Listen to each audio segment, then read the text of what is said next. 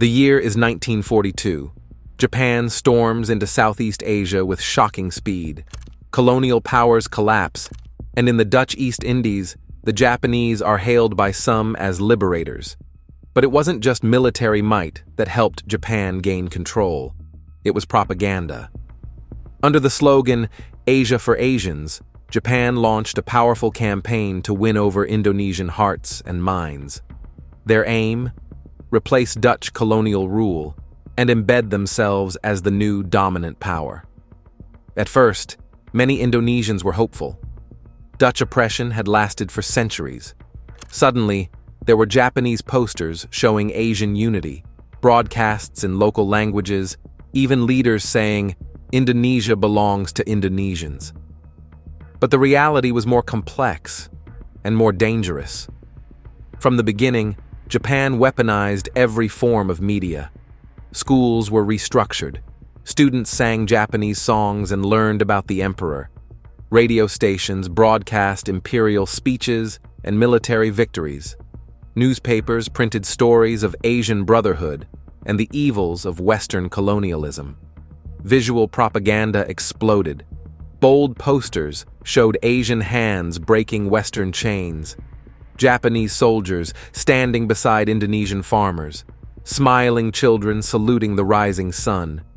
It was emotionally powerful and strategically clever. Because Japan wasn't offering real freedom. It was offering obedience disguised as liberation. This was occupation by manipulation, a form of soft power that blurred the line between revolution and control. Indonesian nationalists like Sukarno and Hatta were even used to spread the message. They gave speeches. They toured factories. Their presence gave legitimacy to the Japanese occupation, but also planted seeds of later resistance. And that's the paradox. Japanese propaganda inspired many Indonesians to believe in independence, even though that wasn't Japan's true goal. In trying to control the people, they accidentally awakened a stronger desire for sovereignty. Meanwhile, behind the posters and promises, the reality was harsh. Forced labor, food shortages, violence, indoctrination. Many began to realize Asia for Asians meant Asia under Japan. But the propaganda worked, at least for a while, because it spoke to something deeper: dignity, pride, and the dream of self-rule. Ideas that had been crushed under European colonialism were suddenly visible again, even if weaponized. And here's where it gets eerie. Much of Japan's strategy, controlling narrative, emotional imagery, uncritical education, feels strangely familiar today.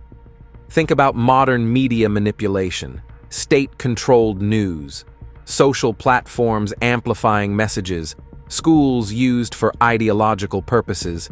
The tools may have changed, but the playbook feels the same.